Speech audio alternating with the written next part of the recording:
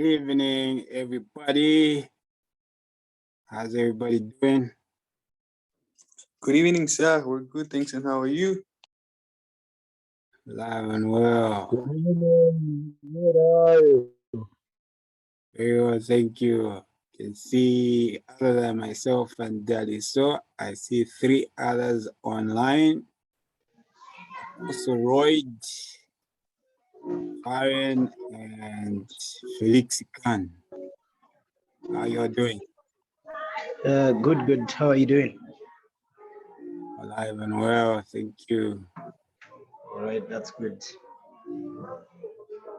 Karen, you okay? Evening. Evening, long time. How you doing? Yes, it's really been a while. I'm good. How are you? Very well, thank you. COVID is over now, so you should be more visible and more noisy than No, before. definitely. Now I was incubating for a bit, but I'll be back very soon. Okay, that's good. Thank God. Okay, so we will not wait for the latecomers so we can teach them a lesson. We will start because this is a pretty bulky session, so I'd like us to make the most of the time. Especially with the practical bit. Okay, so I'll ask that we just open in a word of prayer, shall we? Father, in the name of Jesus, we give you praise and thanks for an opportunity, Lord, even to share knowledge, even with regards to this area, Lord, of music streaming and uploading music to streaming platforms. We allow you, Lord, to just guide us through. Grant us wisdom, grant us understanding.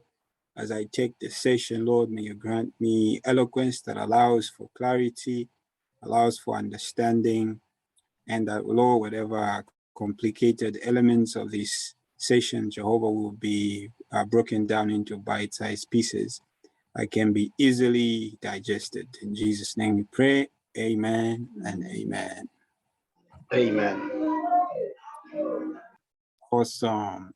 Okay, so I've made a few of you co-hosts so that you can assist me with adding people to the call. In terms of confirmed numbers, I believe we're not expecting anything beyond 15, I think, based on what the information I got from Delhi. So I think with the numbers that we have so far, this is a quorum enough. So we can get started. So just to warn you, as you are also warned by Zoom, I am recording the call for purposes of us having a record that we can use later on. Okay. So it's bringing up my my PowerPoint. Okay.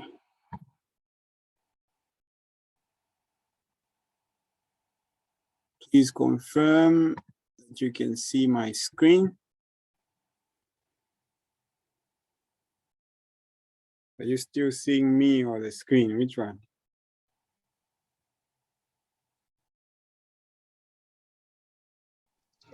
We can see both, sir. We can see you and we can see the screen you're sharing. Perfect. I love technology. It's got its own surprises. This is nice. Okay, so an intro to this session. It was birthed out of an observation that I made that this area of streaming is growing popular by the day. However, I also observed that amongst the up and coming artists, there seemed to be a bit of a struggle in terms of how to navigate this space. And so I took some time to do a bit of some research and also out of my own experience in terms of trying to get music onto streaming platforms, managed to at least navigate a few spaces. So I figured this would be a way in which I could help some people out.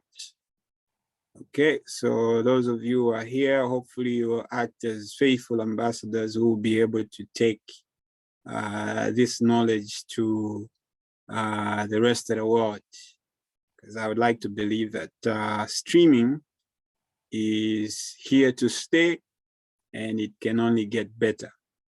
So this session is in two parts. There is the larger chunk, which is theory, just to give you a bit of a background appreciation of what this whole streaming business is about.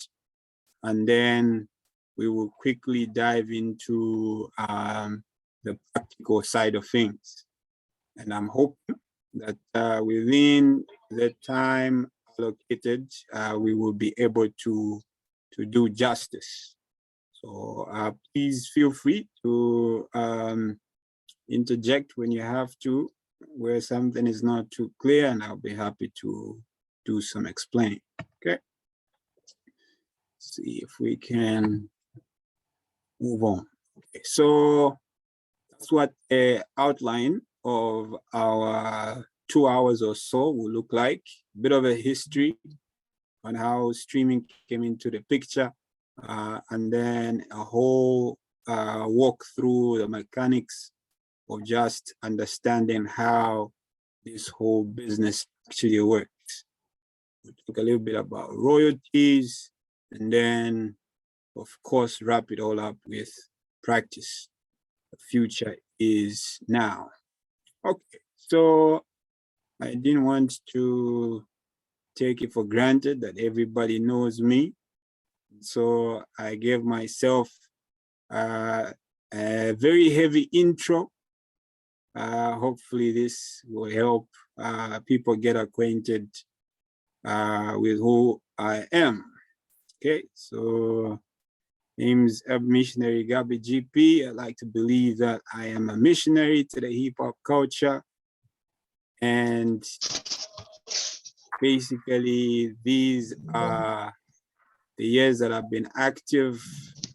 I deliberately decided to pick out my creative side, left out a couple of things there, just to give some level of context. So I'm a rapper, I'm a poet, I'm a graphic designer, an events manager, artist slash event manager as well, or is it mentor, as it were. I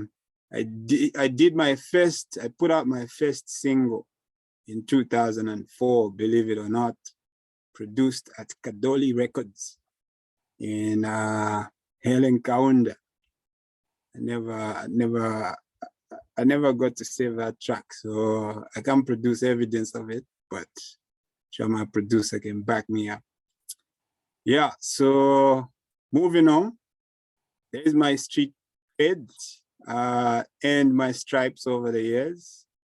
I just picked out a few of the tracks that I am comfortable to share with the world. I think there's a whole bunch of things that I've done underground that I may not be able to put out there, but there you have it. A couple of snippets in terms of the music that I've been able to do. And thankfully, like you can see down there, all these tracks are available on all major streaming platforms, thanks to the advent of streaming. So people don't necessarily have to start asking us questions like, where can I find your music? Just go to Spotify, go to Deezer, go to Boomplay, you'll be able to catch all that good music from back in the day, from the ancient of days. Okay. Other than doing music, I've also, people say, you know, give us an album, all that crazy stuff. Well, I've done 3 albums as an executive producer, proudly so. The first one being the very first ever hip hop album by a Zambian female, by none other than my wife, who is in the building somewhere jubilating, Red Rose. Also executive produced Inspired Thoughts in Spoken Word, which was the first spoken word album by a Zambian poet, Temwani. And more recently, the year 2021, executive produced Milestones, the first album by Set Apart International. And there is an album that is in the offing. As you can see there, there is no year, there's no date, but there's my name there. So hopefully one of these days, we get to see and we get to hear that album drop, okay? So that's just a little bit about the man that's talking to you tonight. Okay, so a little bit of a history lesson. Let's start off with where we're coming from in terms of this streaming business. So as far back as 1999 all the way through to 2009, the internet blows up around the world, especially trickling into these parts of the world, into the southern side of the equator. And we see that as a result of the internet booming, it becomes easy for people to actually bootleg or pirate music. And globally, statistics will show you that revenue in recorded music fell in about 50%, which was a huge hit to the international music industry. This is around about the time that also here in Zambia, we're getting access to a lot of music, international music. And I must confess that I was one of those that was caught on the tail end of being a bootlegger, Lord of mercy. We had a lot of access to music around about that 2000, between 2007, I say 2010 thereabout, because of the internet. A lot of file sharing tools blowing up, and a lot of people downloading music without necessarily paying for it. This had a huge hit on the artists who spent a lot of money creating that music, and Zambia was not spared. Okay, around about 2003, we see the coming in of the Apple iStore, bringing music online and offering artists internationally and also outside of the countries in the West, having a platform where they could sell their music and where they could also begin to earn a little something from their music. Okay. This becomes a game changer. Around about 2010, streaming starts to gain momentum, and we see a lot of platforms coming up. And globally, we realize to say that the piracy problem that we were facing internationally seems to have a solution. And this solution apparently happens to be streaming. Like I said, about this time, Africa is exposed to the internet. There's a lot of progress. However, Africa is still struggling to transition to streaming, but there is definitely progress. Most African countries have weak recorded music distribution networks, Zambia included, unregulated digital markets, basically to say that there's a lot of music that is floating around on the internet, whether it's a paid streaming platform or a free streaming platform.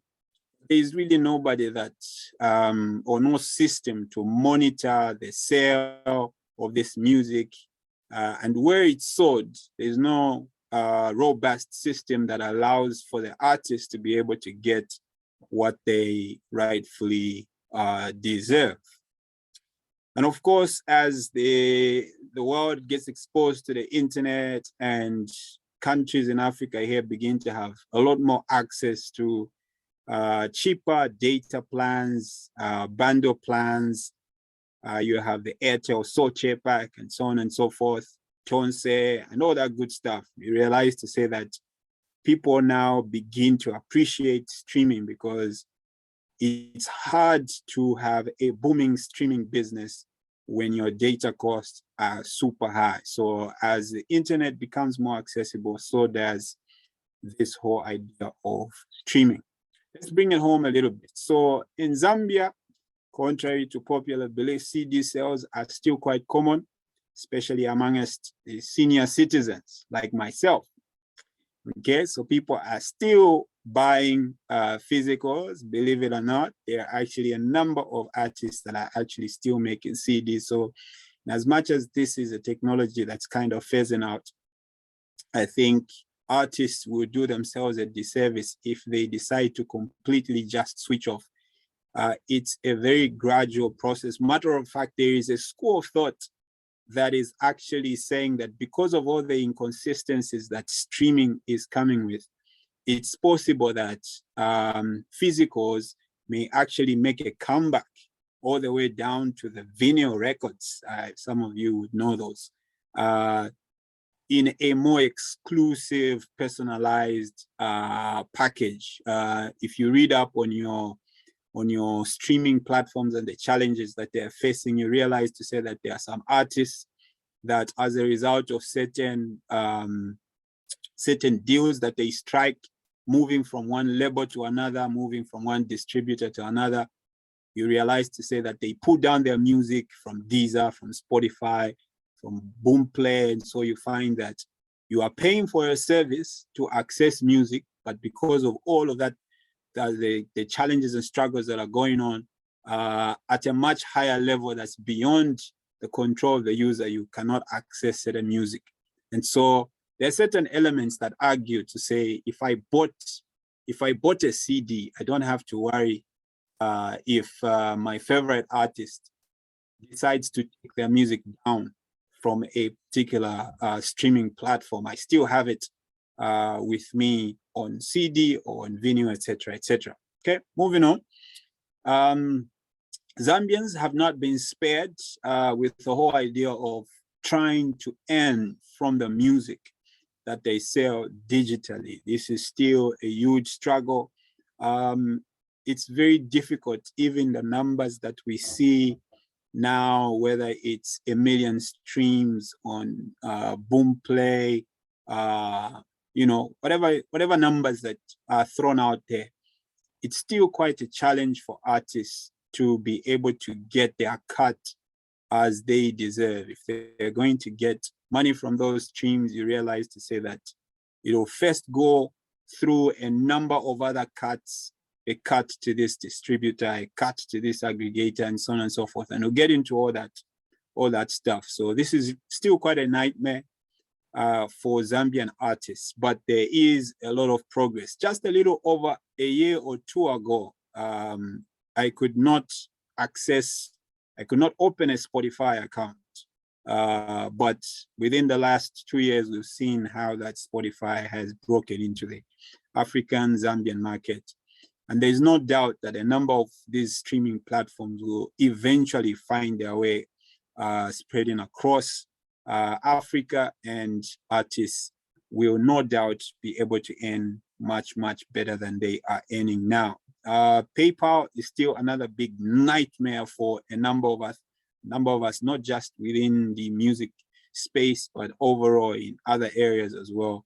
It's very difficult for one to actually get their money out of their PayPal account unless they are linked to a bank account outside of Zambia that actually has PayPal withdrawal rights. I'd like to believe that this is something that is changing swiftly as well, because I believe that our financial institutions are having conversations with the owners of PayPal at a very high level to see how best this can be adjusted. And so I would like to believe that the moment Zambia is able to withdraw from the PayPal accounts, it's going to be a game changer. And it's also going to run some people out of business. So, you know, one man's meat is another man's poison. Win some, lose some.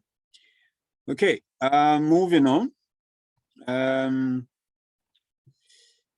So only a privileged few who are able to get assistance from people with accounts that are based outside are able to get their royalties. So, you know, it's possible you could earn a few millions in your PayPal, but until you link it to an account where you can actually withdraw, it just sits there. Good savings plan, if you ask me. The time that you're able to withdraw, you'll probably be a couple millions richer. ZamCops here in Zambia, which is like our copyright society, only oversees performance rights, which is revenue from radio plays and broadcasting, not physical digital sales. So they do not have right to do mechanical rights distribution. So if that's technical jargon for you, please just hang in there. We'll be able to break it down a little further. Okay. And of course, Mvesesani has been a breath of fresh air for most Zambian artists, because now you can actually earn something from a song or an album, a project that you have sold and placed on a digital platform. Zambians are still struggling with paying in kwacha, the song, but we're getting there. Okay, so that's just a little chart to kind of give you a bird's eye view of what the streaming business looks like. This is, you know, like 2019, pretty old stats, but the difference isn't really that much. So in terms of streaming platforms, Spotify continues to be the boss of them all, obviously because it was amongst the few that started quite early, so they had a head start in this whole streaming business, and we'll talk a little bit about that. So that just kind of gives you an idea of the major streaming platforms, and we will have a look at that in a bit. Okay, so I think what we want to do is we want to get an idea of, because in this session, I'm going to guide you through how to upload music on these streaming platforms and then how you earn from that music. However, before you can actually upload that product onto the streaming platform, because uploading your song onto a streaming platform, unless you're uploading it for free distribution, you obviously want to earn something from it. It's like going into a store, going to ShopRite, for example, and then selling them your tomatoes, selling them your potatoes at a markup, and, you know, asking them to pretty much resell on your behalf and then give you your cut. You want to have an idea, if I'm going to take my tomatoes to ShopRite, who's going to buy these tomatoes? Is there a demand for my tomatoes? What does the market structure and space look like for my product or for my service? So what we want to do before we rush to upload music onto these streaming platforms, we want to have an idea who's actually buying this music. Do they actually have the buying power? Because if they're not buying the music, then the streaming platforms are not earning the money, which will eventually trickle down to me as the artist or the label or the manager, so that I'm able to earn from the music that I upload. So let's take a look at what that looks like on the end user side. Okay, so I did mention like a couple of names, and we'll go through a number of them, like Spotify, Deezer, Apple Music, Amazon Music, etc. So these are what you would call digital service providers. And these are basically, you know, what would be like your, in terms of like a physical example, it would be like your radio station that plays your music. So this is like an online station that's actually playing your music and allowing people to access that music. So it's either they are going to just stream it or they will stream and download it. Okay, so let's get into it. So these digital service providers, there are quite a number of them, but like I said, there are a few that kind of stand out. And Spotify is one of those that's been in the game for a minute. It kind of baffles me why it took them a while to get to Zambia, probably because we love free stuff. But thankfully, we now have Spotify. And the interesting thing is they're not so, I couldn't find any statistics in terms of usage, especially in the Zambian community. I guess maybe we haven't bought enough music or subscribed enough for Spotify to actually put out any statistics. But as you can see there, it's just a little bit of data. Spotify was actually founded in 2006, and they have over 433 million monthly active subscribers. Okay, that's quite something. So they're earning quite a bit, and that earning is actually coming from people who have paid monies to subscribe, other than just running on a free platform. And so as you can see from down there, these are the rates. So as I'm going through these different platforms, I would like for you to just think about yourself and put yourself in the shoes of the user, especially a Zambian user, because if you're going to put out music, you're obviously putting it out as a Zambian artist, a Zambian label, Zambian distributor, whatever category you fall into. So if you look at these rates, I want you to think about, does an ordinary Zambian have the wiring to be able to subscribe to a platform such as Spotify that is going to ask them to pay $5 a month?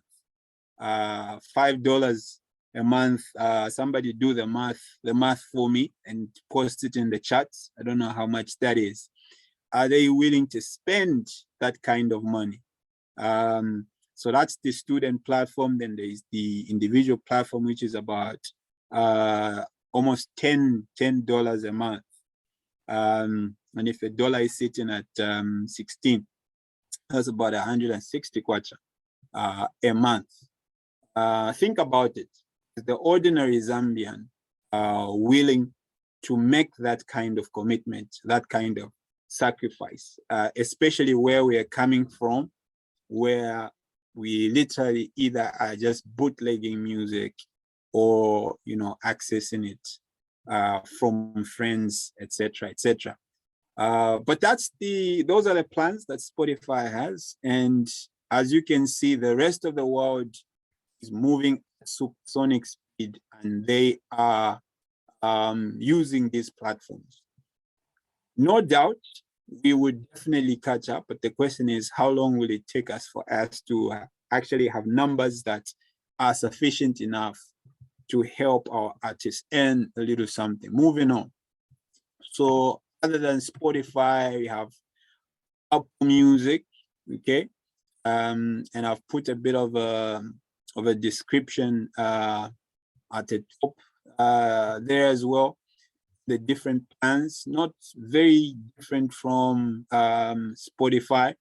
As you can see down there are the different plans and different things that come with the particular plan. So that's another close competitor to Spotify. And then you've got Deezer.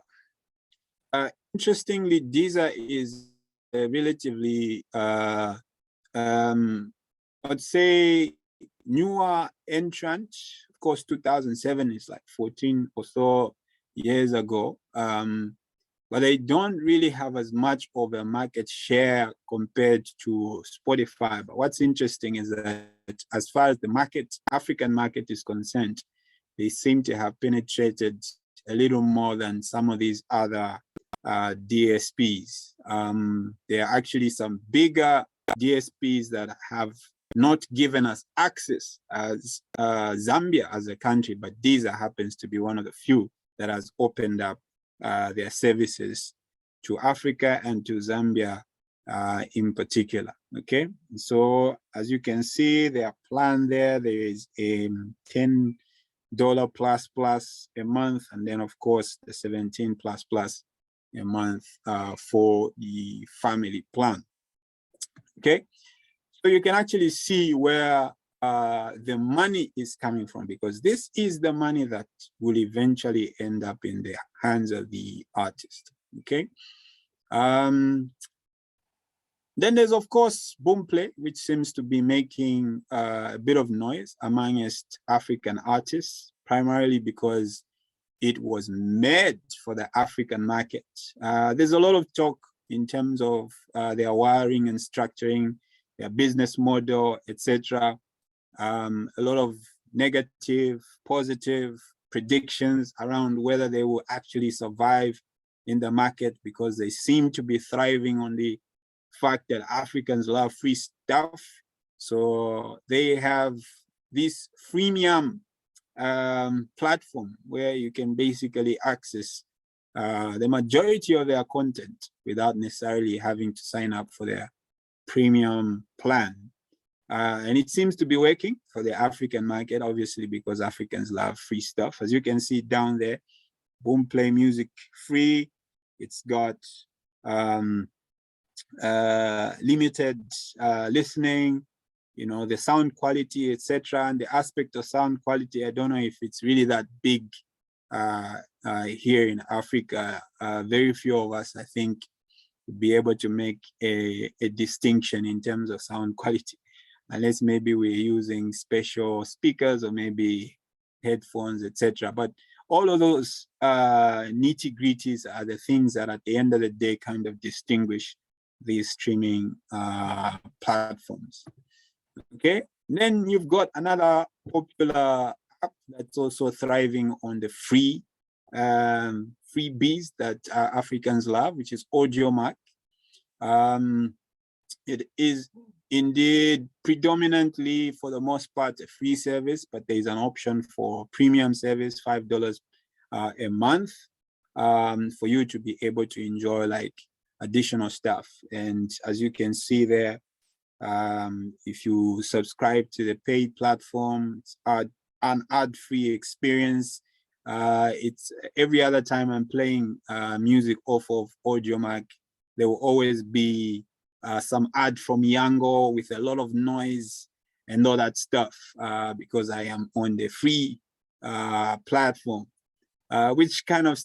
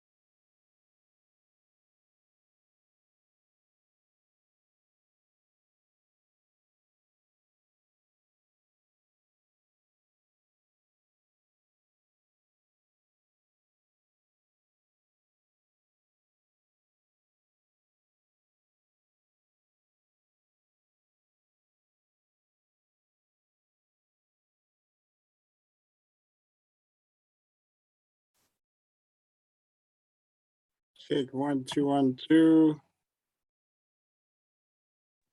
Confirm, please, if you can hear me. Dropped off.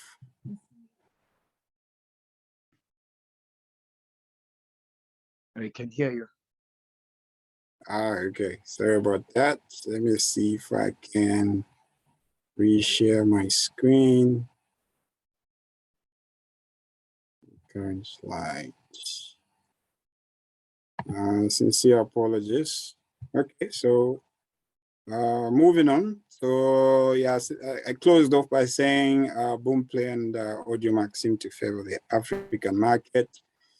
Okay, so let's talk a little bit about what it's going to take, or maybe before we get into this piece, are there any questions so far?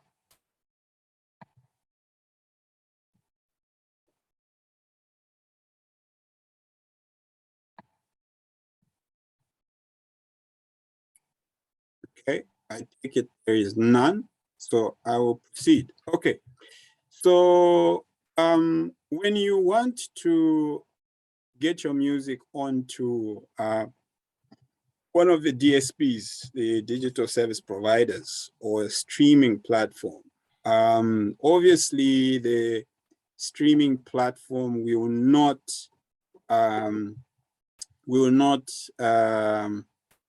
transact with you directly as an artist, unless of course you have like you are at a certain level in the industry, or you have a special plan with them. Ordinarily, they will work through what are called aggregators or distributors, okay? So most of you will have heard of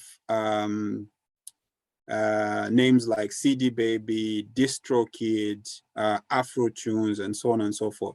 So those are what are known as aggregators.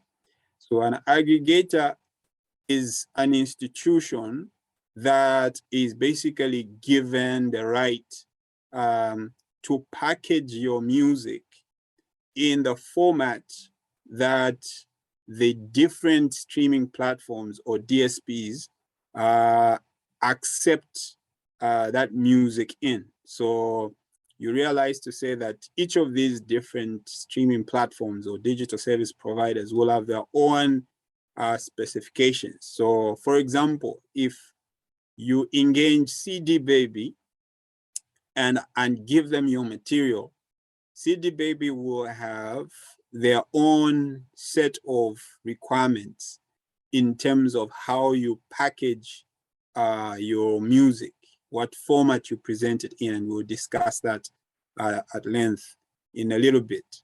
And it will be their role to send that music to Spotify the way Spotify love to receive it. They will send it to Amazon Music, Deezer, to Boomplay, the way those streaming platforms would have them receive it. So that it's not necessarily your job as an artist or a label to try and start packaging and repackaging your content to suit each of these different streaming platforms. The aggregator will be able to do that for you. And as you can see there, an aggregator typically charges an artist either an upfront fee for their service, or they will give you access to their platform at no charge, on the premise that once you start earning from your music, that they will get a cut from your royalties, and we'll talk about royalties in a bit. And that's basically how you pay them. So you may not pay them upfront, but as soon as your music starts earning, they get a cut from there. And I believe that for a number of us in this side of the world, or on this side of the equator, we're interested in maximizing on the platforms that are not necessarily going to hurt our wallets, bank accounts, etc. And so we're interested in knowing what are these platforms that are going to allow us to upload music at no charge. So we'll have a bit of a dive into that. Okay, so I know that's very tiny text there, but I'll try and read through. So Apple Music has its own list of aggregators and distributors that they work with. So you want to be mindful, and we'll talk about that as we go, which aggregator you work with, because you will then find out to say that there are certain aggregators that you may use that are not approved or preferred by certain streaming platforms or DSPs. And so you may strike a deal with them expecting them to upload your music on a particular streaming site, and you don't see it there. Why? Because it's not on the list of the approved distributors or aggregators. So then it becomes important for you to do a bit of a background check. So I just picked the two big ones, Spotify and Apple Music. So as you can see on the left, Apple Music has Believe Digital, CD Baby, Fuga, and so on and so forth. And DistroKid is on that list. Then Spotify has DistroKid at the very top, CD Baby, Emo Bands, Record Union, and so on and so forth. There's a whole list that you'll be able to find there. So where you are sitting as an artist or as a label, you want to ask yourself the question, where do I want my music to sit? And where that music is sitting, what's the plan? Do I want to raise a fan base? Do I want to earn money from my music, etc.? That kind of informs which aggregator you choose, and we'll talk about that in a bit. Okay. All right. Let's see if I can move. So, how do you choose an aggregator?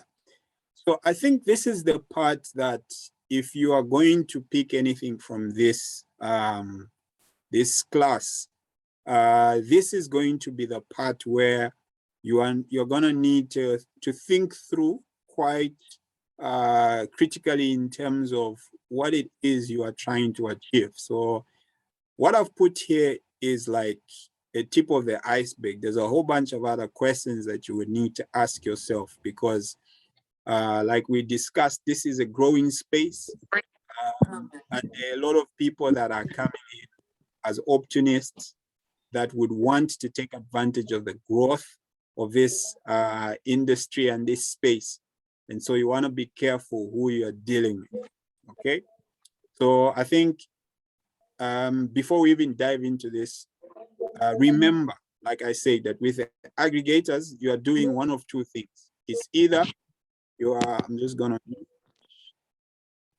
okay. It's either you are paying the aggregator an upfront fee. So for example, the likes of CD Baby, the likes of TuneCore, you will need to commit to a monthly fee, okay? So some will charge you per upload, others will charge you per month, others will charge you per album, and so on and so forth. And so you commit to a monthly amount that you are paying as an artist for them to put your music on the streaming platforms. Now, as you do your research, you need to check what the terms and conditions for each of these aggregators are. Because some people just get excited, they look at the package that's being offered and they want to dive right in without necessarily understanding if this aggregator is the one that's managing my music. Under what terms and conditions are they doing that? If I'm going to be paying $5 a month or $10 a month, what does that look like in terms of cost effectiveness on my part? If as a Zambian artist, I am not exactly able to earn that kind of money consistently from these streaming platforms, does it make business sense then for me to be paying the aggregator this kind of money and then not having to recoup it in the shortest space of time? So these are some of the questions that you need to ask yourself. Then there are other aggregators that will say, go ahead and upload your music. However, you are going to then give us a cut. So the questions you want to ask yourself is, how much is that cut? How often? So what are these conditions? Some aggregators will say, if you don't pay this subscription for a period of 2 months, 3 months, we would take down your music off of the streaming platforms. So how does that work for you? Others will say your music stays on the sites, on the streaming platforms for as long as we are in existence. And if you're not earning anything, well and good. We're only interested in your money the moment your music starts earning something. And most of these smaller aggregators and streaming platforms are going that direction because obviously Spotify, Apple Music, and all of these bigger players are giving them a lot of competition. So they're trying to find a way in which they can actually reach out, especially to the up and coming artists, by offering them plans that seem to be favorable. Okay. So if you look at that whole list there, make sure you understand how long the contract is for and what the termination clause looks like. Talked about that. So you might get into a contract with an aggregator not knowing that if you don't pay anything, they will pull down on your music. And that's quite embarrassing after you have, you know, announced to the world, you have sent out your link trees and everybody's listening to your music. And then after a month, you realize that you actually don't have your music on those streaming platforms. So the contract is important. The fees, what are the fees? Are there any additional charges? Because you might be thinking, oh, I'm just paying $5 a month, when in actual fact, there are some hidden costs and you run in a loss, or you fail to sustain that kind of costs. How regular are the payments coming? So like I said, here in Zambia, we have a challenge in terms of accessing this money that's coming from some of these aggregators or streaming platforms. So is your plan to recoup your money in the short term, or are you okay with having that money sit in your PayPal account for the next 1 year, 2 years, 3 years until PayPal opens its doors to Zambia, or you are okay to link it to another bank account that is offshore, and doesn't matter how much they charge you as long as you get a little something. Those are things to think about. Okay, how often do they supply reports on streaming and other insights? So some aggregators are quite robust in terms of how they have set up their dashboard and user interface, giving you insight on pretty much how much you're earning, how much your song is being played, which country it's being played in, and so on and so forth. So you want to have insight into that. What's covered as far as rights are concerned? Understanding the difference between sound, recording, mechanical, right? So we'll talk about that in a bit when we come to royalties. Publishing and synchronization is your aggregator asking you to assign synchronization rights. So synchronization simply means if somebody likes your song and they want to adapt it, say, into a movie or, you know, a music video or a documentary, etc., is your aggregator looking out for all of these different things, and are they actively working to get your cut from those agreements? If they're not, then maybe you want to think twice. If all you care about is exposure, you don't even care about getting a cut, that's entirely up to you. Okay. Does your aggregator deliver the music to the stores where you want your music to appear? That's another question that I think I raised much earlier, because you could have this mindset to say my music is going to be on Deezer, my music is going to be on Boomplay, and then your aggregator tells you, actually, we don't have services stretching as far as Zambia. So you want to do some research into that. Okay. Will the aggregator also deliver to UGC platforms so you can monetize the use of your music? Okay, so an example of a UGC platform. So this is a user-generated platform where, or it's user-generated content platform where, for example, TikTok, where you can do a video and then you can add music to the video, or it's a a Facebook status, and you can add music to that Facebook status. So there are certain aggregators that will be able to track where your music has been used on TikTok, where your music has been used on Facebook, and they will be able to actually trace royalties on your behalf.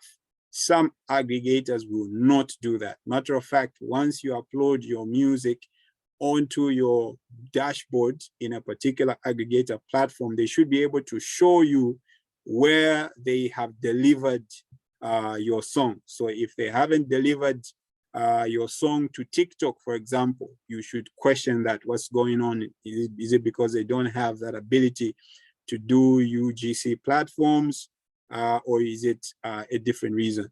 Sometimes Facebook will reject an upload, and so we'll talk about that. And so they must be able to give you feedback as to why your upload has been rejected. So if they can't do that, then you might as well think about finding a different aggregator that will be able to assist you with that. Okay, submission criteria. This is a big one. You want to know the terms and conditions in terms of what's required for you to submit music. Okay, so I know I've got a whole lot on there that I need. Acknowledging the comments in the chats there, loud and clear. It is well clear. I can hear you. Good stuff right here, learning a lot. Okay, so thanks for that feedback. We wow, almost like 5 minutes to the half-hour mark, and I'm hoping that we can use most of the second hour to do a bit of some practicals, but we need to dive into a bit more, especially around preparing to upload. I think you want to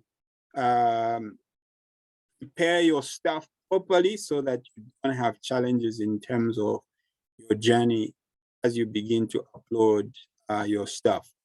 Okay, so as you can see there, it's really about getting your stuff ready. Okay, sorry, I'm gonna hear myself. So you want to ask yourself the question, what is the audio format required? I can see we have a lot of producers here who understand this language, but maybe some of you may not be able to understand. So it's important that you kind of just check. So when you talk about audio format, there are some platforms, a number of platforms actually, especially the big ones, that will not accept MP3. Simply because the MP3 audio format is highly compressed. So if they're going to reproduce it to fit other streaming platforms that don't accept MP3 format, it means that the quality is going to reduce. So this is where people that are just, if you are just an artist and you're not very, very conversant with all these different audio conversion platforms, it becomes important for you before you leave the studio, or if you're a label owner, before your artist leaves the studio, that they ask the producer to save the music in different audio formats. Now, this may have been, you know, something basic in times past, but as the growing, rather the streaming space grows, it's going to be critical for you as an artist to have your music in different file formats. You're going to need to have your WAV file, you're going to need to have your FLAC file, you're going to need to have your MP3, all the different formats saved securely somewhere, so that when the time comes for you to upload this music to an aggregator so they can send it to a streaming platform, you don't get stuck, because there are actually a number of platforms that they will not allow you to proceed until you have a WAV file, for example, a FLAC file. And that a number of us only end up with MP3 files. And so that means that your upload process is going to be stored until you reach out to the producer to help you reconvert or reformat your files into a different format. And a word of caution to those of you who could be thinking, oh, I can just use an online tool to convert the music from MP3 to this format. That is something that is highly discouraged, especially if you're going to convert an MP3 file into something else. I think the producers here will understand that if you're going to convert MP3 into any other file format, chances are that the quality of that audio file is going to drop.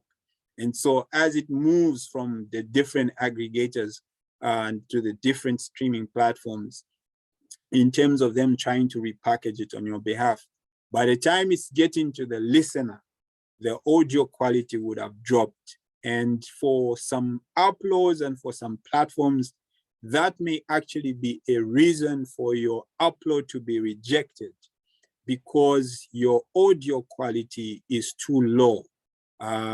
Because you see, like I showed you the screenshot on Apple Music and Spotify, some of these DSPs actually pride themselves in the quality of the audio that they offer their listeners, meaning that you as an artist, if you send them a low quality audio, it doesn't meet their standard, and therefore they cannot upload it, they will reject it. So you realize to say that whichever aggregator that you will use, you'll find that maybe your song is accepted on Boomplay, your song is accepted on AudioMac, but it will be rejected by Spotify, it will be rejected by Apple Music. Why? Because of the quality of your audio file. So please take note. I've had 1 or 2 people call me up and ask me to say, no, but it's like I did everything right, but my upload was still rejected. These are some of the reasons. And I'm running through them quite quickly. The second one there is, what is the picture format required? Okay, so there are some platforms that will accept JPEG and others will accept different platforms. What are the specifications for the metadata? Okay, so metadata is simply just the information, the different information that is speaking to your upload, your music. So it's the name of the artist, it's the name of the song, it's the byte rate, quality of the song, all those the minute things that you see when you go to the file, the music file, you click, you right click, and you check properties or info, all those minute details that you see on your audio file. When you are uploading music to a streaming platform, that area is very, very critical. I remember asking Obey to assist me the time that I was sending music to Vesesani, because I think Vesesani is on 132 kbs, and I think that the audio file I was trying to upload was, I think, 126 or something like that, and it was rejected. That's just Vesesani. What more, the bigger platforms, they have especially places like DistroKid. DistroKid will ask you for WAV file, they'll ask you for FLAC file. I doubt they will accept MP3, I could be mistaken. But those are things that you need to be mindful of, okay? That metadata. All right, common mistakes that cause upload rejection. Sometimes you think you have all your stuff together, you input your information and you press submit. You wait a couple of days and the next minute you see is a notification saying your upload has not been successful. Some of the reasons why uploads are rejected: having words like album, EP, single on the cover, that's a popular one. I think that here in Zambia, I think there's been a high level of tolerance around this.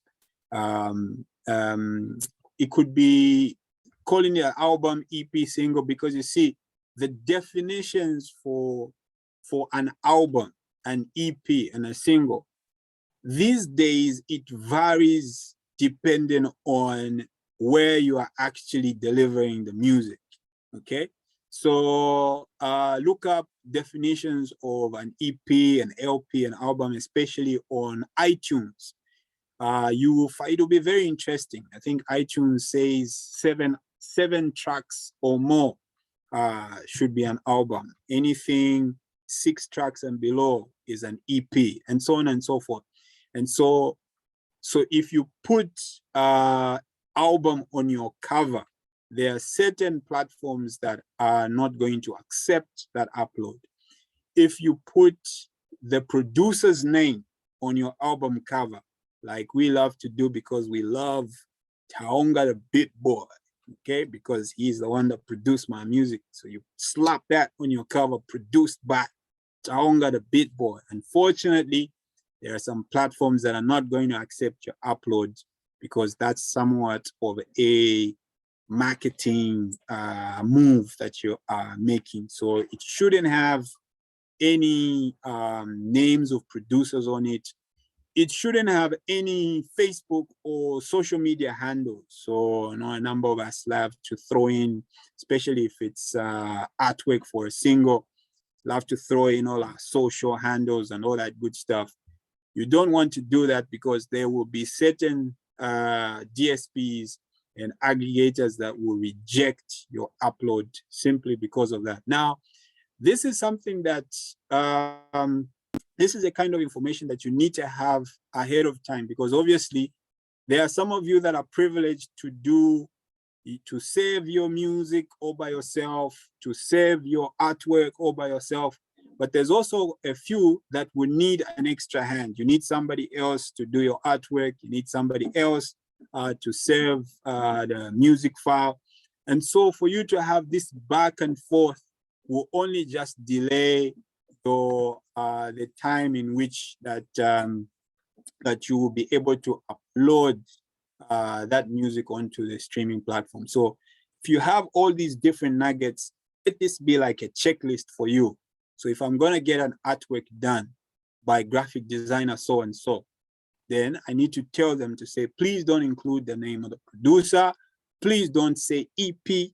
Please don't say single. Please don't say album on it. Just put my name, the title of the album or the song, my nice, powerful photo, whatever image is on there. And that's it, okay? The second one is mismatched metadata on artwork and input data. What I mean by that is, for example, if on your album, you say that the album is called Busting Rhymes Out of NYC. And then as you are inputting your information, you misspell that Busting Rhymes Out of NYC.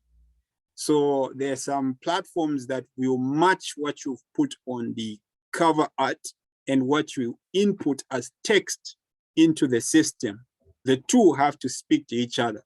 So if the spelling for Busting Rhymes on the cover art is different from the one in the input, the text that you input into the platform, it's going to bounce back because the two have to speak to each other. Now you see, this is critical because the thing with metadata, and as you research more into the streaming platforms, especially when you come to royalties, you realize to say that the aspect of metadata is critical because different streaming platforms have different algorithms and different ways in which they match artists to their music and so on and so forth.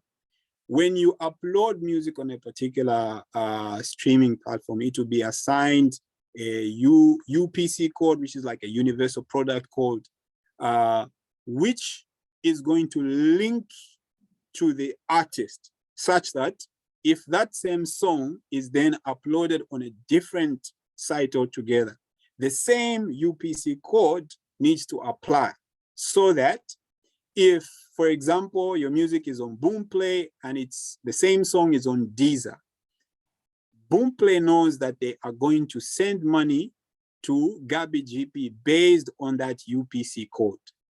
Deezer also knows that they are sending money to GabbyGP based on the UPC code. So think of the UPC code as a code name, or like you would a barcode. For example, do I have a book nearby? Yeah, like you would a barcode on a book, okay? So those barcodes that are placed behind a book have that ISBN number. So that ISBN number is what shows the retailer that this book was written by GabbyGP. And so whatever royalties are earned from this sale are due to GabbyGP. So now, sometimes you find that as you are uploading, because sometimes you can use different aggregators.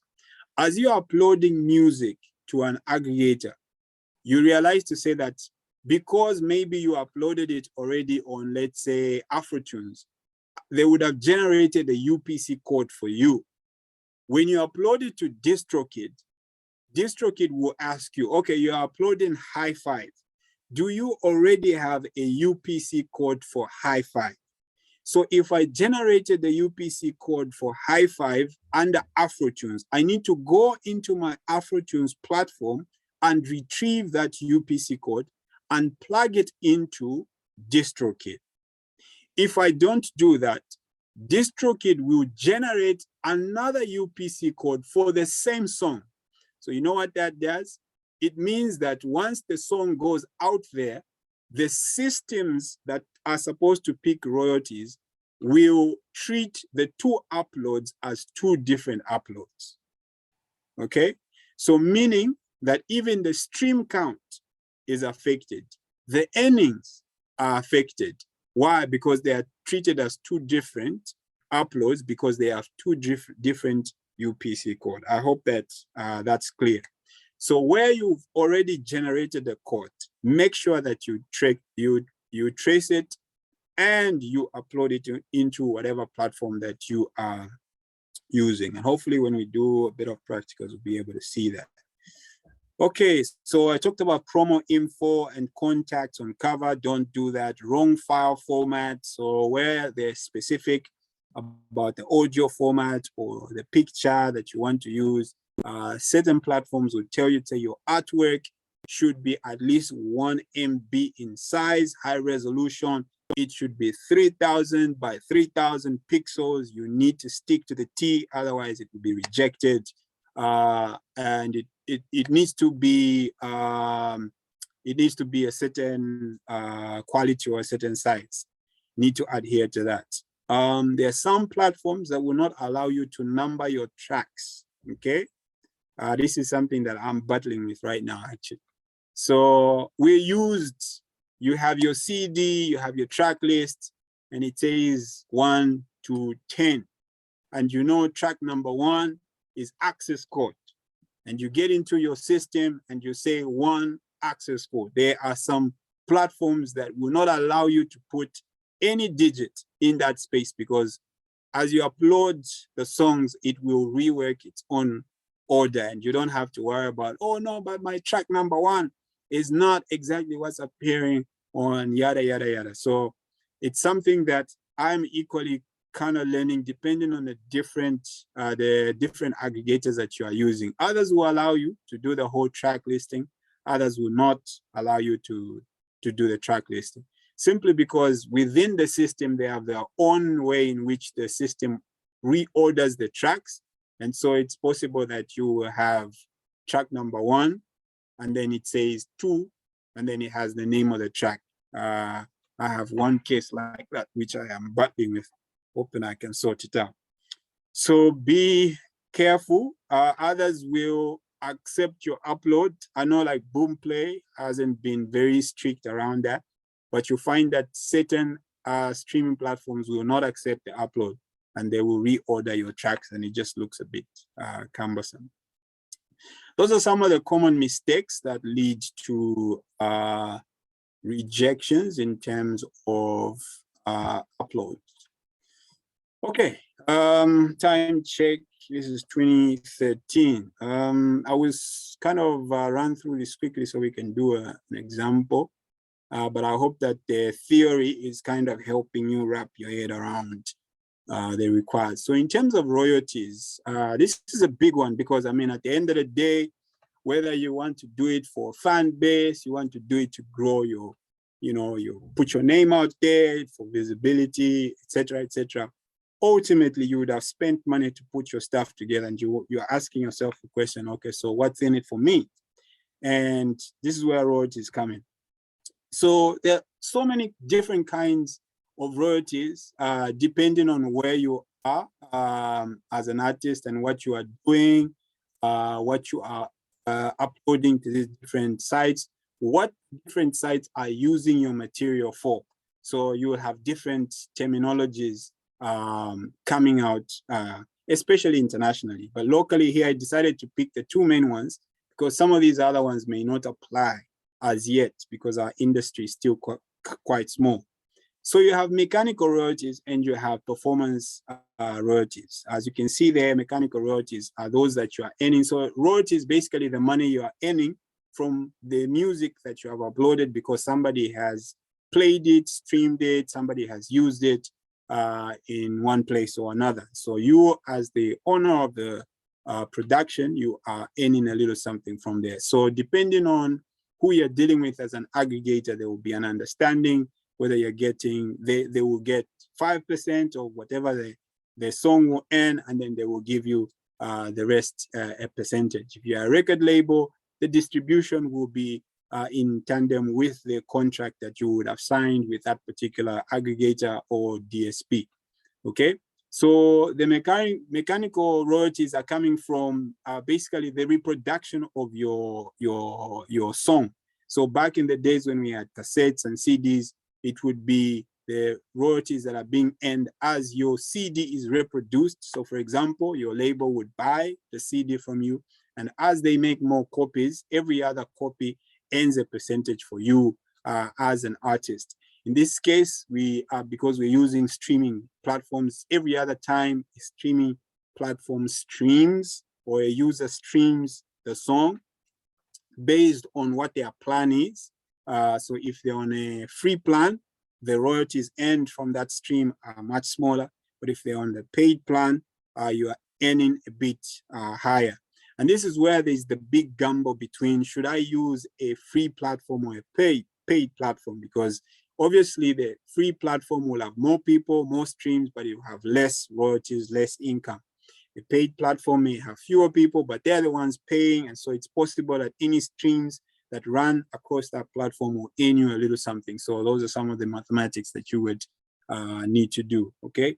So record labels, distributors are responsible for securing the license to reproduce the works of an artist, as well as paying mechanical royalties to them, etc. So depending on who you are, I know a number of us are on the indie side of things, so you know, record labels may not exactly apply, but who knows, there could be some of you here who are running record labels and you are interested in that aspect. So you would run that on behalf of your artist and make sure that every other time you are engaging an aggregator, you are certain, say, what cut is going to come to the label or the distributor, what cut is going to go to the artist, okay?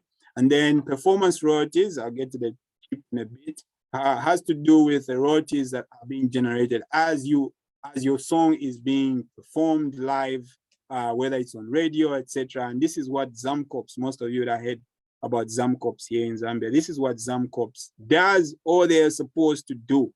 The trouble with Zambia is that we don't have a system that tracks radio play for a particular song. And so all they do is just work around estimations. To date, that's an area that the system is kind of redundant and still struggling.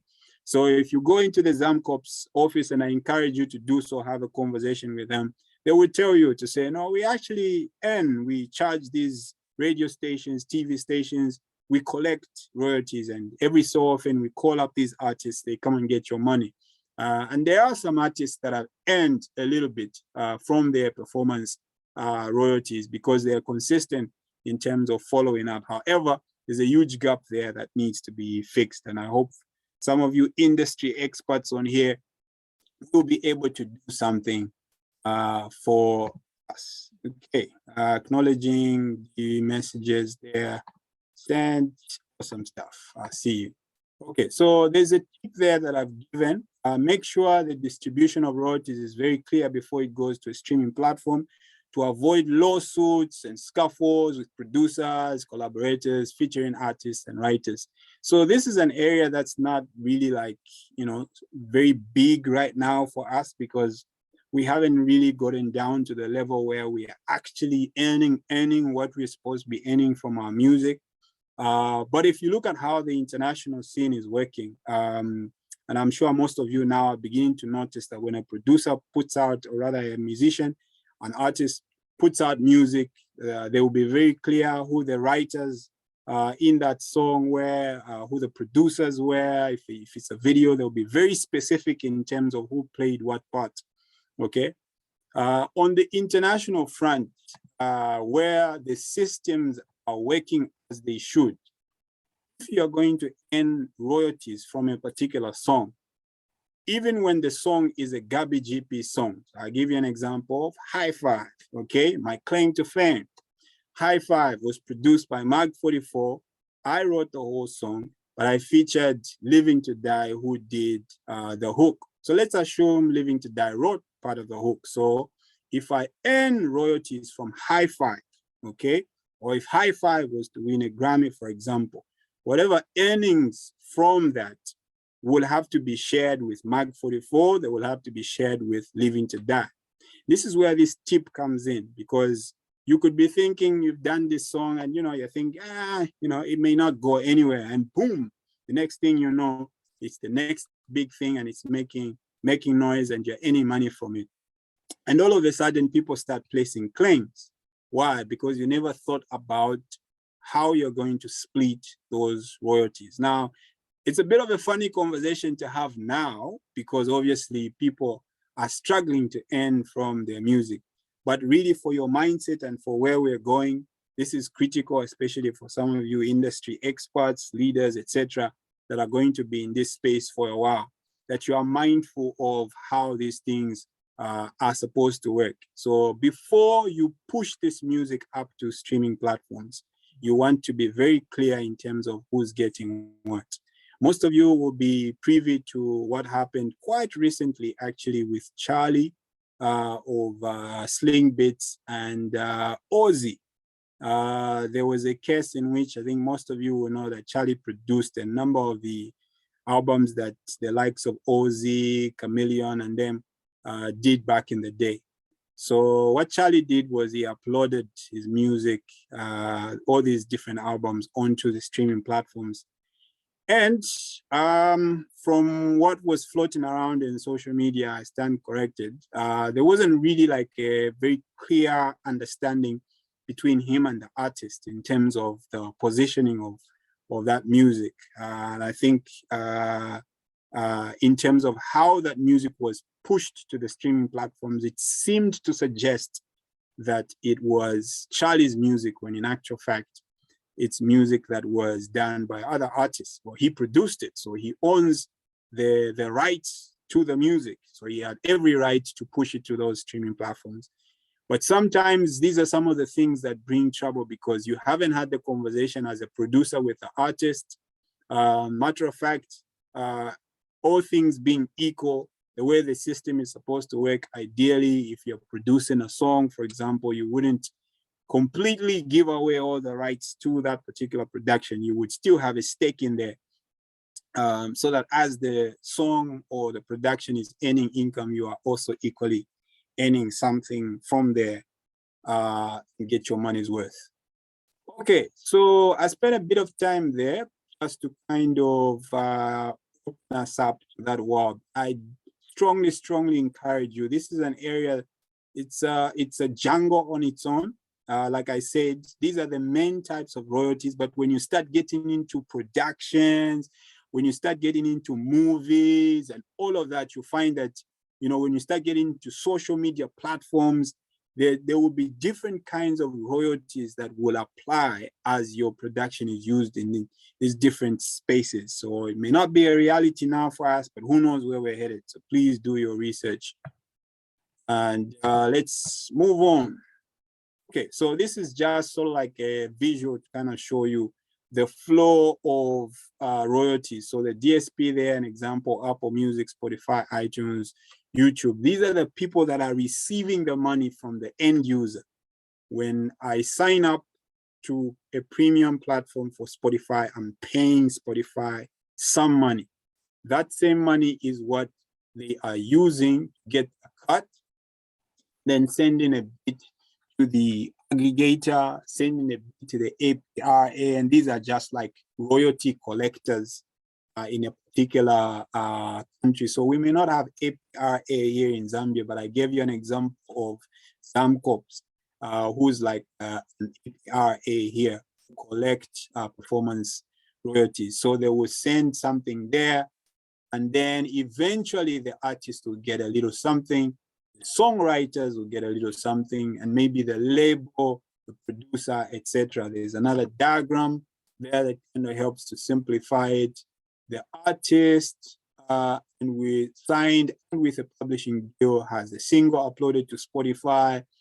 From Spotify, the earnings start trickling down to the publisher, the record label, the PRO, the songwriter, the publisher, songwriter, the artist, the band, and so on and so forth. So depending on the contract that you are signing, everybody will end up getting a cut. That's why, you really need to have like some serious streams on these streaming platforms in order for you to be able to earn something substantial.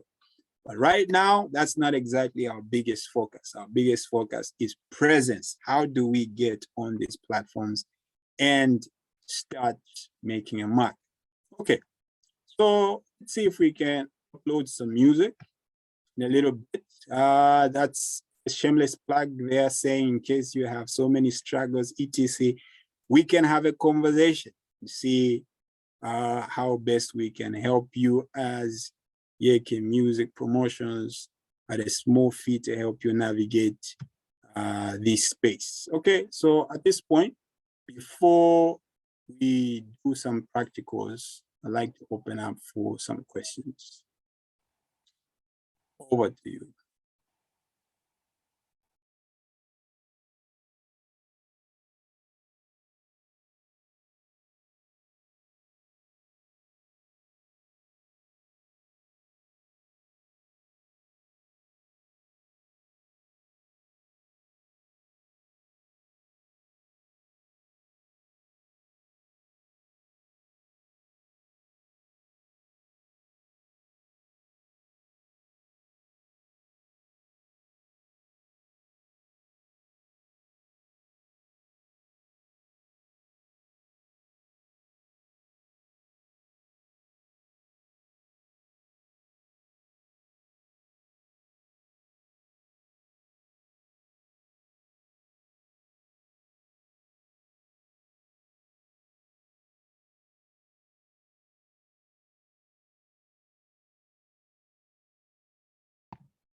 Okay, doesn't seem like we have Buzz Ninja just manages. Interesting. Well, maybe I should, who knows? Okay, so let's see, this is 2027. Okay, so we have a bit of time to do a bit of some practicals. Let me see. Yes, please, shoot. Yes. So I wanted to find out, especially on the tip, on the distribution of royalties and whatnot. The example that you gave of doing that mark for yourself and whatnot. So who then, like when you're making an agreement on the distribution of these royalties, is it like equal kind of thing, or say maybe if limited there just keep the hook and what the hook, like maybe the distribution will be minimal, and because you did the basis, you get the higher pay, the mark proposal. Like how do you structure the distribution of these royalties? Like is there like a standard, or that's just something that you can agree upon? Awesome. Thanks, Saint. A very good question. So I'll answer it in two ways. So one, it will depend on the rule, the way the aggregator or the DSP has set up their structure. So some aggregators will have percentages depending on how many people are involved in a particular production. So goes to, are you an indie artist? Are you on a record label?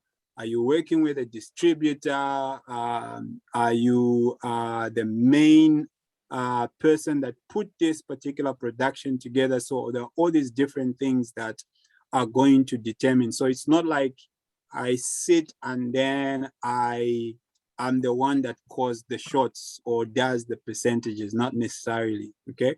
So it would depend on what platform I'm uploading my music to and how they have set up their percentages.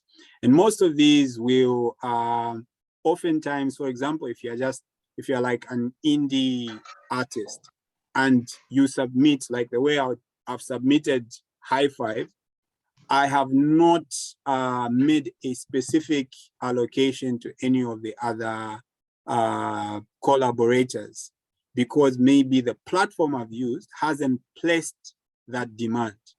They will ask me who featured, etc., because they know that depending on where they place this particular production, they may place a demand and they may want to know who else collaborated, okay? So it's all these different things put together that at the end of the day will be able to inform what the distribution will look like. So the reason I said you want to have the conversation is because you want to make the other collaborators aware of the fact that if this thing begins to earn something, do they actually even have a say in their ability to get something from the production or not? So I'll give you an example. So if I walk into Mark 44 studio and I tell him to say, make me a beat, he can ask me to say, do you want me to make the beat and completely sell it to you?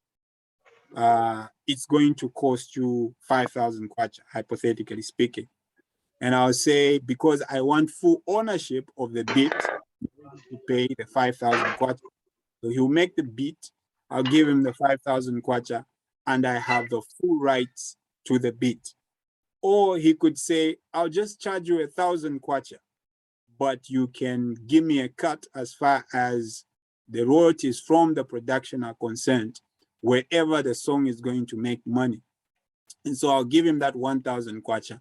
And then every other time I send that production to an aggregator, a streaming platform, every other time it earns money, I need to honor that agreement, knowing that there's a percentage that needs to go to the producer. So the aggregator will be able to advise, or the DSP will be able to advise based on their contract, what is supposed to go to the producer and what is supposed to go to the artist. So the producer actually then has a right based on that agreement to place a demand. If he knows to say this particular production is earning something and I've not honored that agreement, he's able to actually place a demand, actually even sue me for not honoring that agreement. Hope that makes sense.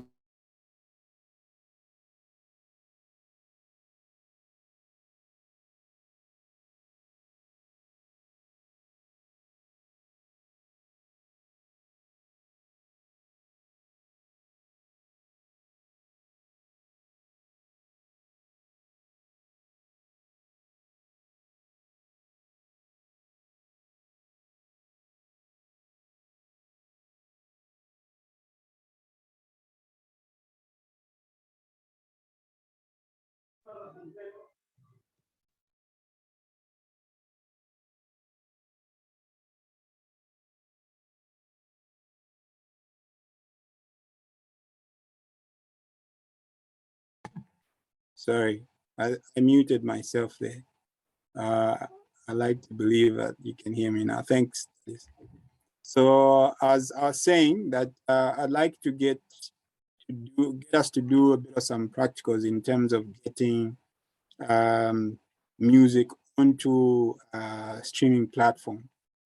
So now, this is the part that sort of cause for your research before you even attempt to do anything on this platform. So I don't know how many of you have actually attempted to put music on some of these sites. It would be interesting to just get like what has been your experience. Anyone here who has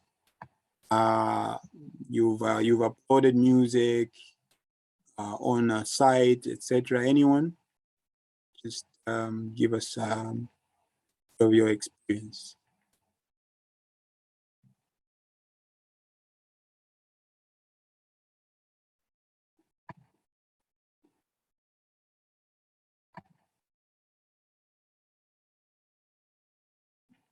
Are we all freshmen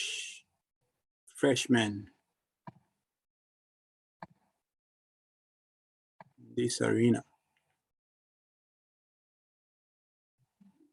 Okay. So that's okay. That's okay. I guess I'm in the right place. So it's a good sign. Okay. So I have I think 3 suggestions. So I did say that I like to steer away from things like DistroKid, CD Baby, primarily because they will ask you to pay something upfront. And if you're just starting out, you don't know if you're going to really earn anything from your music, etc. May not be the wisest of things to do, especially if you're going to be parting away with $5 plus every other month without really recouping that.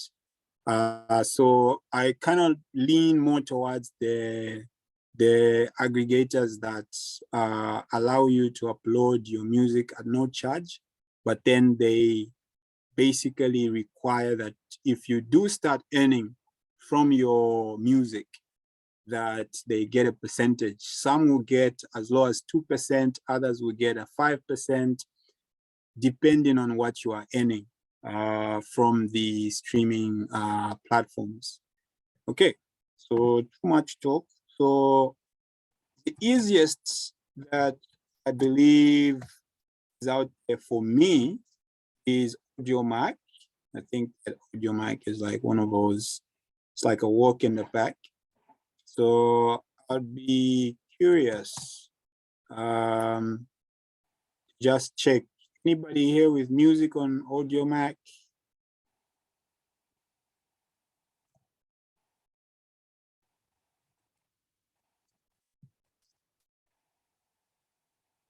Then there is, so AudioMac should be the easiest. Maybe I can leave that for last.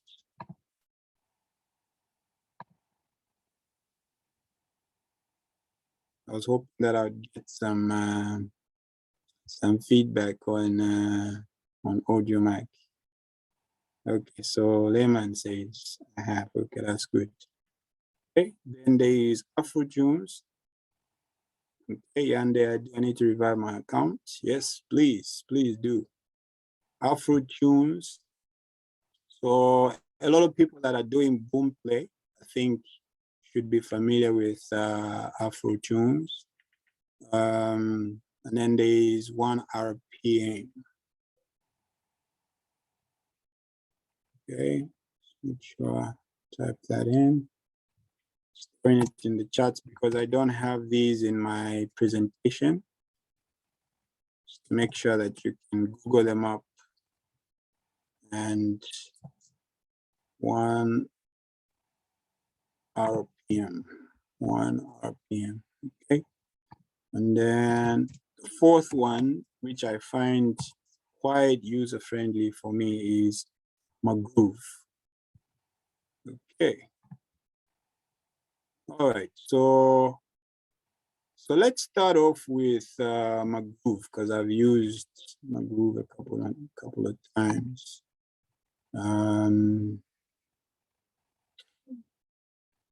You go to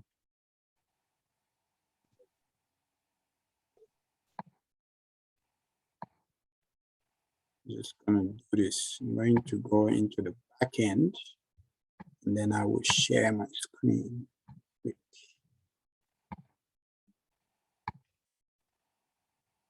Okay. Confirm you can see my screen.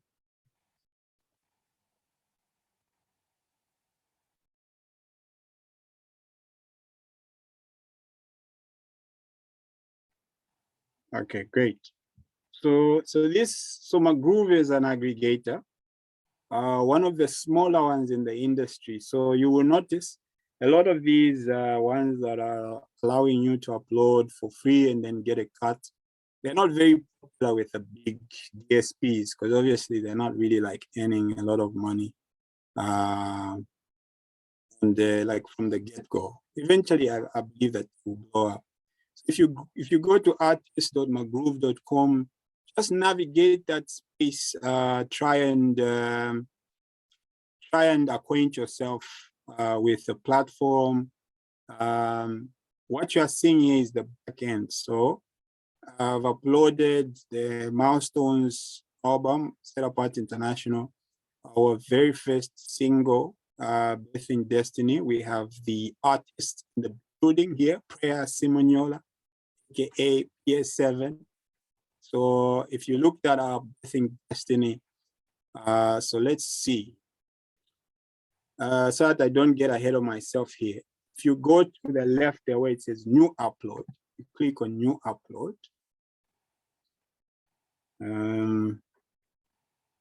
Okay, it gives you those two options. So there's, I want to upload my music to Spotify. I want Magroove to upload my work to Spotify. These are YouTube Music, 30+ platforms, and also enjoy Magroove for artists and other services. You can get more info there, or you can just click select. Or there's 100% free. I don't want to distribute my music. I want to use Magroove services, but I don't want my music to be distributed to the major streaming platforms. So this is an option for you if you just want to use it as a marketing tool. You may already have your own plan, or maybe you're one of those artists that has like an exclusive deal, say with maybe with Mvesesani, for example. You know, you've agreed to say your music will just be on Mvesesani. It won't be anywhere else. You could still use this to market your music and not necessarily have it on these other streaming platforms. Okay, so we go to select, because I am interested in uploading my work to Spotify, these are YouTube, etc. Okay, so, and there they go saying, let's do it. New album up and running in 2 minutes. So I can put my name there and say Urban Missionary GabbyGP. Okay. Oops, shouldn't have done that. Urban Missionary GabbyGP. Okay, that's my artist name. Release name. What's the name of my album? The name of my album is gonna be called Best Hip Hop Album Ever. Okay, cocky, but you know what it is. Pick my genre. Obviously, going for the H. Where is the H? Oh, closer to home. Closer to home. Rap. Let's just call it rap. Okay. Release year 2022. Yeah. Okay. Okay, so this bit here is important. Okay, my influences, I must say, their truth. Their truth. So there it is. Pick the truth.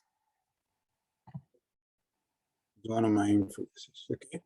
This bit here is important because what you select here will have a bearing on where your production is sent to. Is your release a live performance? So if it is, I'm going to check that, but it's not. Is your band still active? Yes, definitely active. It's possible that this music could be old music from back in the day, so you can then check that. Have you ever released this album with another distributor like CD Baby, TuneCore, or similar? So here, if you have done that, you are going to select, you're going to check that, because remember that conversation we had around the UPC code, etc. They would have generated those codes on your behalf. So if you haven't, you leave it unchecked. Is any of your songs already available on YouTube? So if you have it on YouTube, you check that, because otherwise YouTube will reject that. This release uses one or more samples from other artists. So this also has to do with royalties. So if you have a sample from another artist, etc., you need to check that. Okay. Then we go to song upload. So here is where you check down there, accept extensions. So thankfully, these guys accept MP3. So don't be too excited about that, because you want to avoid MP3. They have Wave, they have OGG, AI, FF, WMA, and then they have FLAC as well. So you just click there, and then it will open up, and then you pick your songs. I have my singles nicely tucked into one of those folders there. I'm gonna pick on high five just for purposes of learning. Explicit content, of course not.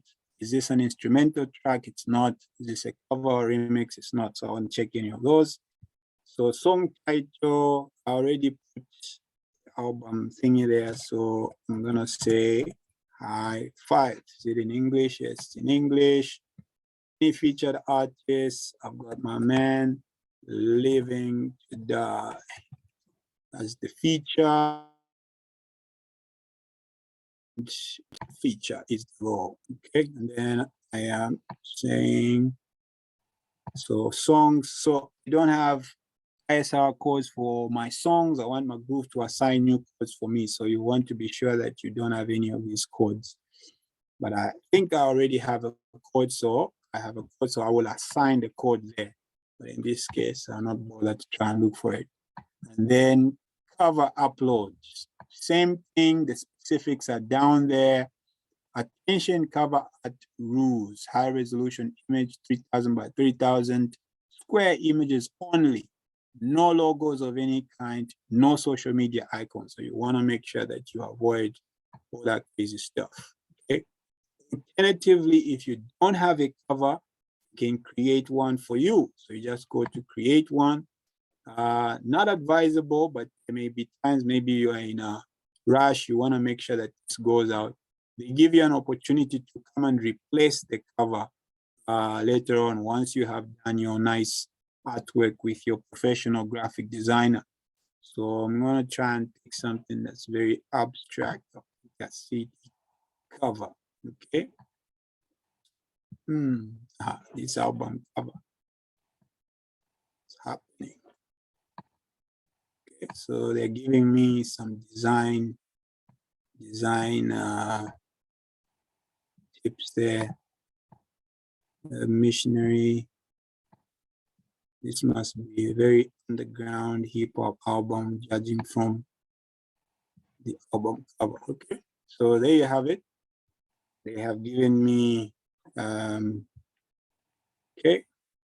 All right, here you go. Our missionary GabbyGP. And then final touches. I already have a UPC code for this album. So if I do, I'll make sure I include that. Then I agree to my grooves. Okay. And then I pick a pre-order date, the release date, and then click submit. So once I click submit, then they will tell me if all of my content here is okay, and I will be told to wait a couple of days before it's approved. Okay, so all right, just checking on the charts there. Is it ideal to use a phone for majority of these sites? Advisedly not, unless if you really have to. Oh no. Okay, so basically that's the few user-friendly steps as far as Magroove is concerned. So I will move away from here, assuming you'd have done this correctly. Once your songs are approved, the page that I was showing you before, you will then be able to see the status of your upload. So for example, where it says Birthing Destiny Set Apart International created, it will show you the date created. If it's not been delivered yet, it will say moderation analysis. So this part here is where you get all the different details. So for example, Birthing Destiny was successfully delivered. So let's find out, where was it delivered? So when you go there to that engine icon, you click there, it will take you to a dashboard that will show you the different details that apply to your upload. Okay, so Birthing Destiny, that's all the metadata that I was talking about earlier. You see there's a UPC code, so you want to make sure that you know that UPC code, the publishing year, etc. This bit here stores, the stores section will show you where your song has been delivered, which streaming platform. So it shows you to say that Birthing Destiny is available on Music in Ayoba, it's available on 7 Digital, it's available on Amazon, Money, Apple Music. It's been added, but maybe not delivered yet. So we need to confirm that. Audible Magic, Boomplay, so you can catch it on Boomplay. Deezer, it's available on Deezer. Facebook Audio Library. Okay, so when you go to you want to do your status on Facebook, when you want to put music, you can find it there as well. Facebook fingerprinting. So this is basically wherever Facebook is using the song, this aggregator will be able to trace the usage of this particular song and assign the applicable rights to the user. Okay, so you can see that for a number of these streaming platforms, this track was successfully delivered. Now, this is one of the rare cases. Spotify, it's on Spotify, it's on Tidal as well. Tidal, which may not be accessible in this part of the world. TikTok, it's on TikTok as well. Looks like this was one of the most successful uploads because there was no rejection. Maybe just YouTube. Do we have YouTube here? Can't see YouTube. Okay, maybe I may have selected that it was already used on YouTube, so it wouldn't apply. Okay, so it's showing you where your music is at. So usually this takes, for Magroove, it takes about a week or so, depending on how your information is. If your information is accurate enough, then within a couple of days you would have received feedback. Okay, so you understand? I saw YouTube somewhere as you were scoring. Oh, okay. I may have just missed it. All right, so I think for Magroove, that's pretty much it. If you are trying to retrieve your UPC code is there, but there's also the ISCR or something. I forget how to pronounce it. When you go to songs, in the Birthing Destiny, if you scroll, you click on one of these arrows like that, it will then show you the ISRC code, which is this one here. Also another critical code that's required on some of the aggregators. So you want to make sure that for every upload, you have your UPC code, you also have your ISRC code somewhere with you. Okay, so that's Magroove. So the only challenge with, so Magroove would deliver to all of these streaming platforms. The only biggest challenge is earning through Magroove. So Magroove apparently doesn't even have PayPal. They only work with Stripe, and Stripe unfortunately does not have services in Zambia. But like I said, it's the same with other, even with PayPal. So you need to hook yourself up with a friend that maybe is in the US or somewhere that can create a Stripe account, and then you will be able to access your earnings through that. Okay. Any questions on Magroove? This is 2054. I'd like us to just quickly do boom play, and then we can call it night.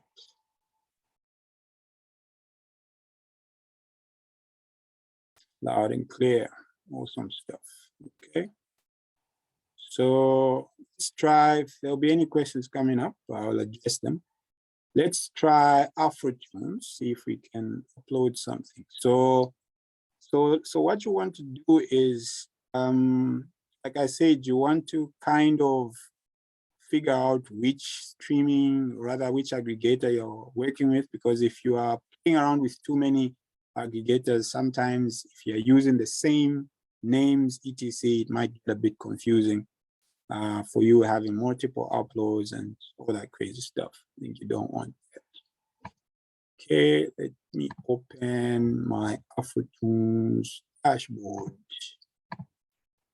All right.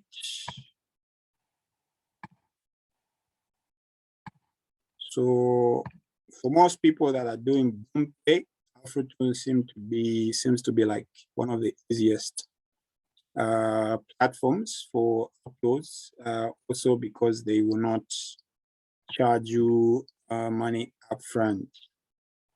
They will ask for it. Okay, so that's the back end. So if you want to start afresh, you go to new release. Please make sure release does not contain any unsupported content. Example, storytelling, motivational spoken words, or your spoken word stuff won't be accepted here. Sounder-like covers or remixes, search bits, stems, continuous clips of noise generators, nature sounds, sample clips, hate, music, speech, pornographic tracks. So you want to make sure that you adhere to all of these different rules, okay? So sending me to the upload, and then it continues to tell me to avoid release rejection. Please ensure your release name, album, EP, single does not include any of the following additional information: limited edition, full version, edited, cover from, remix, instrumental, Atmos, spatial audio, track numbers in the title. That's what I was talking about earlier. So you want to avoid that. So say okay. Then you basically start inputting information as you go. So at the span, that's free. Go down, enter the label. It's gonna ask me for Afrotunes, save. Then I go to the next. And as you go, it's telling you the stuff to avoid so that your upload is not rejected. No producer info, no social media, no offensive or pornographic artwork. If your release includes any explicit language, please ensure the parental advisory logo is part of your artwork. Okay. Then drag and drop, click artwork. So down there, it also shows me the specifications of the artwork. Must be square, format is either JPG, JPEG, that good stuff, dimensions, 1400, 1400 pixels, or 4000, 4000 size minimum. It's all very clear there. So I would usually have like my Photoshop ready open for the different adjustments that need to be made to the artwork. Should be quite user friendly. If it's something you're struggling with, get some help from somebody who understands Photoshop. So you just click there. Need to take you to where your work is. So I have all my chunky stuff. Got that half-hour remix artwork I never used, which will obviously not be accepted because it says remix. Okay, so save, next. As you go, silence before, after the music cannot be longer than 20 seconds. Okay, so no silence. This is very interesting. Song must not end abruptly. Okay, should end nice and smooth. Okay, so we move on. Add from catalog. One track can only be uploaded if the singer is selected in the release details. Okay, so I'm trying to check if it's gonna accept for my catalog. But basically, I guess you have the general idea. Okay, so there's nothing in my catalog. Oh yeah, there's quite a bit. Okay, so I could pick something from there, keep cleaning up the culture, remix, close, save next. Okay, and then it continues to give me information on what I should avoid. Please select only the most relevant genres. Please do not select more than 5 genres. Artist name, please do not use compound artist names, etc., etc. Okay, then save next. Okay, and then it's showing me all the different outlets where the music is going to appear. So already at the top there, boom play as the one that stands out, and then the rest of those will obviously be checked once everything is said and done. And I say save, no valid tracks added. Okay, because I haven't added any tracks, but I guess you get the general idea. And you know, so it's next until submit. So check this little notification button here. Once you've submitted, after a few days, you will see something pop up on here to tell you whether your release has been successful or not. If not, you go back. If it has been successful, you go to new release or to your dashboard, and you'll be able to see a successful upload. And the next thing you know, voila, you have some music to stream on Boomplay and whichever other streaming platform. Bearing in mind that when you start earning some money, these guys will obviously come after their cut so that you balance them up in terms of the service they would have offered to you. Okay, so it's 21 hours. I wouldn't want to stretch this beyond the 2-hour time boundary that we give it. I'd like to believe that I've done justice to this class. If there's any additional information that you feel I should have given, etc., you can always let me know, hit me up, and we could do a session at the fee. All right, so ladies and gentlemen, thank you so much. Let me hear some voices. Let me hear some acknowledgements as we close this masterclass. Do you feel like you have been delivered from a bit of ignorance?